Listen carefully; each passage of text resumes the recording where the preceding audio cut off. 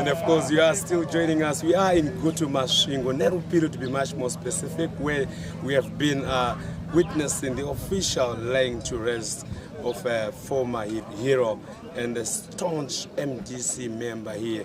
We are joined with the MDC President, Advocate Nelson Chamisa.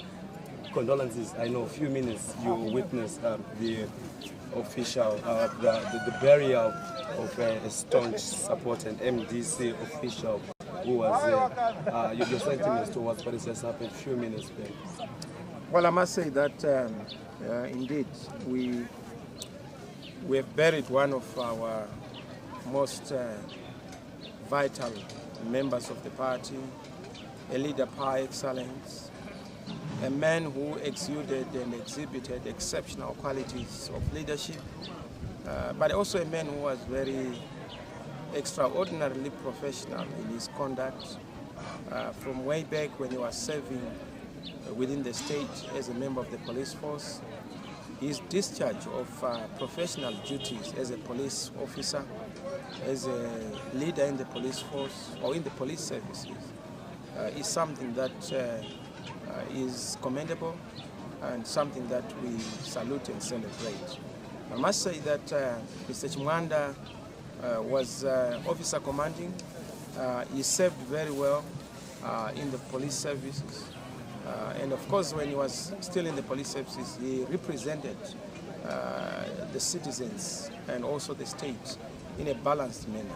He was very professional, very accountable, but also his sense of duty and service is something that we celebrate. I must say that he stood for the law, he stood for our country, and he stood for the people. And you know that the police logo is pro lege, which is for the law, pro patria, which is for the country, pro populi, which is for the people. He stood for those tenets. He represented the people, the law, and the country in his discharge of duties. And this is one exemplary show of leadership, and that is what we want to be emulated by our police officers this day and going forward, to save your country, to obey the law, and to respect citizens, to love the people, and to discharge your duties in a manner that does not bring police officers at loggerheads with the people. There is no need for police officers to be in a warring mood all the time, to be macho and to be militant, even where there's no need. There's no need to have a riotous mindset for police officers. There's no need for us to have an acrimonious relationship between the citizens and the police officers. Police officers must actually be the best friends of the citizens, and the citizens must also treat police officers with dignity, because they are putting on badges of patriotism. When they are putting on the uniform, they are putting on something that we must all honor. So that is what Mr. Chimwanda represented, and this is what we then deployed him to do within the party, where he was serving as Secretary for Defense and Security Services, because we wanted him to help in restructuring, in changing the culture of the police force, and also changing the culture of the defense services and also the security services in the country. So we're working on a new structure that is modernized, that is also respecting our history in patriotism. During the liberation struggle, we have certain traditions that we also want to carry forward. So we're sort of having a hybrid that would see us modernizing to have a smart police services, to also have a smart security services sector, so that we're able to respect our security services, but also making sure that we take them away from partisanship. We didn't want them to be so partisan in their approach. Police officers, police services must not be politically partisan.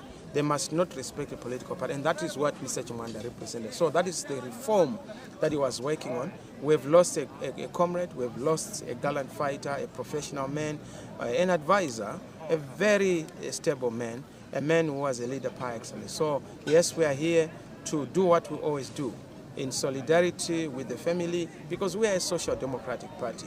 Our values are justice, equality, freedom, and solidarity. So solidarity is very important. Fraternal relations with the family of the departed. And of course, we are also a family. We have lost a comrade, we have lost a family member. We had to come here as the MDC Alliance family to give our honor. Yes, we're also urging Zimbabweans to be very cautious of the pandemic. Always put your mask on, as I always do. But of course, because there's social distance, there's no need for me to be putting it on. But I encourage all those citizens in public places, please put on your mask. Please exercise social distance. Please, let's have hygiene, sanitize. Let's make sure that we defeat COVID. But to be able to do that, we also need to be very cautious. So we have to balance between, the fear of this COVID by having this kind of a funeral, but also making sure that we give honor and due regard and respect to the departed. Let me just take you back to Mr. Chimwanda. I understand he was a senior assistant commissioner before he resigned, which is a very top and senior position there in the police offices. Of course, very senior position, but also our signal there is to say, I've listened to people who say this thing, no, MDC, why are they taking ZANU-PF people, or why are they taking people who have served within the state? To build Zimbabwe, you don't do it on a partisan basis. You don't do it on an enclave of a political party. To build Zimbabwe, we need every brain, every best talent we have in the country, basing on credibility, basing on the ability to be responsible, to be professional, and also to serve people without greed, without any kind of selfishness. That is the kind of citizen we are looking at. So Mr. Chimwanda represented those people whom we identified and of course looked at the talent that he has, and will continue to do this. The type of leadership we want to see is not this leadership where you say this group is not supposed to be Zimbabwean, this one is more Zimbabwean than the other. There's G60, there's G40, there's G20. That kind of labels show you that there are people who are sick, who always want to marginalize certain groups. Zimbabwe is for G everything, G all ages. No, don't talk about G60, G70, G40, G20, all those classifications. That kind of labeling, that kind of taxonomy is an indication of sickness in our society. We need every Zimbabwean, and let's look at the character and content of an individual, not his color, not his skin color, not his tribe, not his race, but let's look at the contribution and the character and the quality of your contribution to our country. So Mr. Chimwanda represented that character we want to see, professionalism, that character we want to see, leadership by excellence, that character we want to see, a unifier, that character I want to see, a man of peace, that character I want to see, a man who was able to, combine all the ages. It's not just the generational consensus of the young. We need an intergenerational consensus. The elderly and the young coming together to build our great country. This is a beautiful country. And we need to show the beauty that we are as a people by showing our best and combining our best for the common good. Speaking of professionalism and the way he deployed his duty, let me take you back to the year 2000. Many people know Chimwanda as one man who was apolitical. There was an incident, I don't know if you still remember it, where he literally actually arrested Hunji because of political disturbances that he had actually instigated. Yeah, it shows that he was not playing around any political size, or neither was he politically affiliated, but he was just applying the rule of law as it was. Of course. I mean, law is blind to parties and to partisanship. And that's the professionalism we are talking about. When you are a professional, you are able to transcend the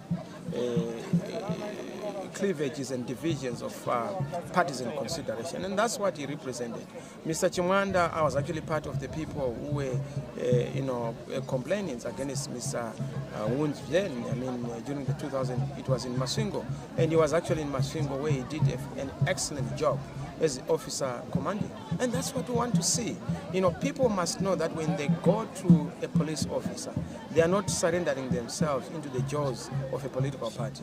They are not surrendering themselves into the jaws of susceptibility and vulnerability to attack or to unjust treatment.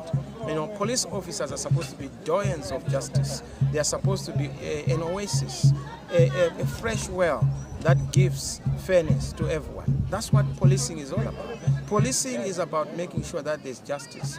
There's, a sense of national duty in our exercise and discharge of duties. Not to have baton sticks. Why should you move around, literally using baton sticks to smash windscreens, windscreens for people's cars? Why should you do that? Why should you have a war against combis? Why should, if they are breaking the law, they need to be arrested. Don't break the law in enforcing the law. Yeah. It doesn't make sense. Right. I mean, that's not policing. That's now a criminal conduct. Chibanya mlenge, jambanja, that's not the kind of a police service that we want to see.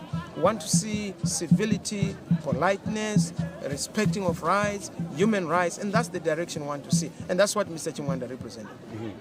Allow me to just take you back to the biggest events that has happened in Zimbabwe. A few weeks, we were announced to be into a 30-day lockdown. Are your sentiments towards this lockdown that Zimbabweans found themselves into?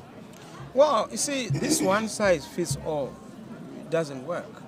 Yes, we need to have measures in place to contain the COVID-19 virus, but it doesn't necessarily mean that we need to have a hammer for every problem. Not every problem is a nail. So this whole thing of just coming with a hammer doesn't make sense. I was of the view that we needed a quick, swift, consultation with the key players, business, church, the vendors associations, traditional leaders, and of course labor, young, youth groups, women's groups. What do you think is the best solution to deal with this pandemic?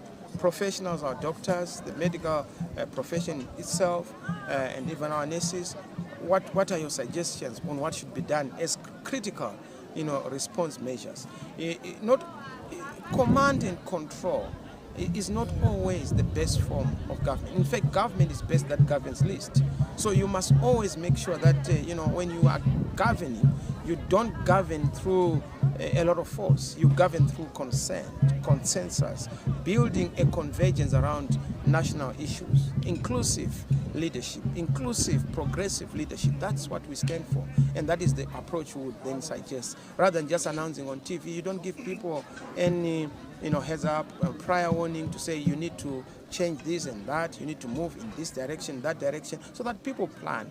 People are not chaotic in their lives. So government is chaotic, and they think that because they are chaotic, every other person is an anarchist. We are also people of order. We need to plan our things. So to just impose your chaos on us, on business, on labor, on the church, is a bit taking it, overbound. Mm-hmm. MDC Alliance President, the Advocate Nelson Chamisa, we do thank you so much for this time that you've just given us. God bless you. As you can see, it's beautiful out here. Our country is beautiful. The people are lovely.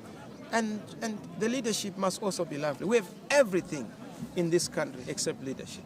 And that is what we need to correct. Thank you. God bless you. Thank you.